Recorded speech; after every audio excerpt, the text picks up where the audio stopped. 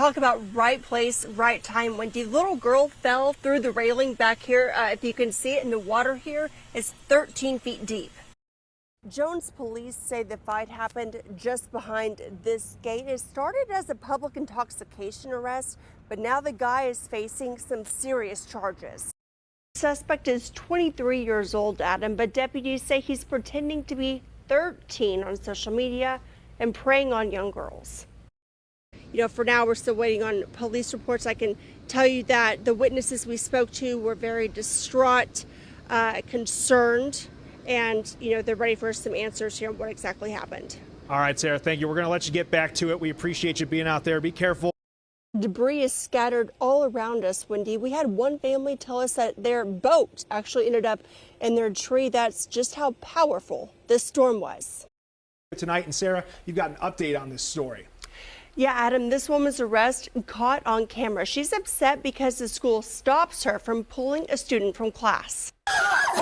This is video of Nicole Sanders. Deputies say assaulting a Summit Middle School employee. Things escalate. I've been shot before. The school resource officer tries to calm Sanders down. You stop. I want you to get down. The deputy tases her. Stop.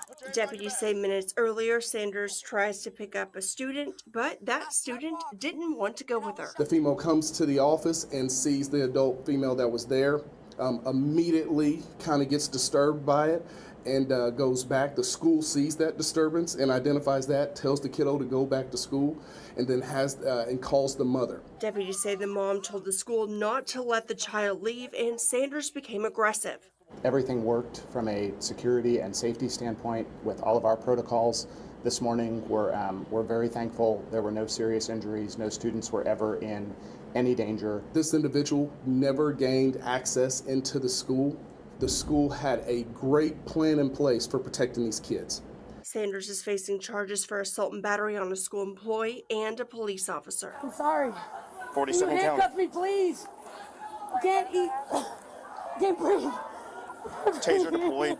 Start someone code. Got one on the ground. Sanders also claims she put a bomb on campus. Deputies quickly ruled that out, and students able to finish up the school day. Live in the studio, Sarah Smith, Fox 25 News. Can you send someone out to help my officer that's in your Sally Port with one? It's going to be a minute because they're on the floor. They just took up a load. Okay, he's got one that's combative. I need somebody to help him. I mean, they'll help him whenever they get a chance, but we can't right now. A Jones police dispatcher talking to the Oklahoma County Jail Wednesday. My officer hollered for help at 7:35 on the radio, asking dispatch to contact the jail. Dispatch contacted the jail at 7:36 and was told there was no one to come out and help. They were dealing with something. I got to speak to somebody that's in charge right now. Okay, they're dealing with they're responding to a refusal to lock down, so you're going to have to give them a minute. Jones PD says they were arresting someone they know, William Harrington, for public intoxication. The first time they got to jail, they say Harrington went to the hospital for blood pressure issues. After the all clear from doctors, they took him back to jail. He became combative and stated that he was going to kill himself, trying to slam his head into the concrete. Dispatch called a total of 5 times, the last time getting hung up on. Then our dispatch called Oklahoma City Dispatch when 2 Oklahoma City officers were sent to my officer's aid. Because the jail wouldn't come down to help, Jones PD says they radioed Oklahoma City. The officer was fighting alone with Harrington for 11 minutes. I've got Oklahoma City units en route to you. While the officer is okay, the police chief says he's worried about safety. Not only am I concerned about my officer and every officer, but we need to be concerned about the inmate or the person in custody also, because it's our responsibility to make sure they get inside that building safely. A heroic moment caught on body camera. Go. Thank you, sir. Okay, now we're good. Okay. Game worn Josie Branch rips off his life vest to rescue a 1-year-old girl who fell in the water. Things happen fast. She was just right in front of me, fell in the water, and it felt like I just stood there and watched her for 30 seconds, trying to figure out what to do.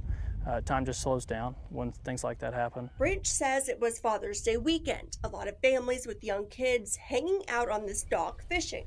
So I was right here, checking fishermen here, and then I just walked back over, and I'd already checked everybody else around. around the dock at that point. That's when he says the little girl fell in. I jumped in the water after her, and her dad jumped in the water at the same time, maybe right before me, and just lucky that she came out up top. You know, he ended up grabbing her, and we got lucky that she was good to go. She is live tonight with this story. Sarah. The family is hopeful tonight, Wendy. They want their alpaca back, and investigators here say they're on the lookout too. This is Albert, the alpaca. Owner Randy Mize says he's sort of a therapy animal for him.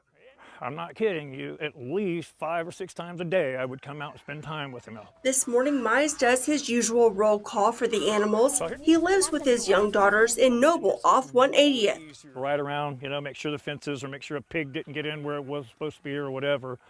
And I saw Alice. Alice, of course, is their female alpaca. And when I saw Alice by herself, I knew that something was wrong. Mize says he makes an eerie discovery. I could see a trail of footprints leaving it and a trail going back that don't belong here. And I took pictures of them, and then we came up and checked all of our shoes to make absolutely sure. But you could tell, for some reason, they were very defined, very clear. Investigators check out the property, and Mize says determined Albert was stolen. His family heartbroken. You should give it back, because not only it's not fair to us, it's not fair to anything out here, because Alice likes Albert a lot. Whatever she's doing, give her a Mize second. says he's installing cameras. Didn't think it was necessary being this far out here, you know. I mean, who's going to come out here? There's somebody that watched this house and knew what they were doing, you know.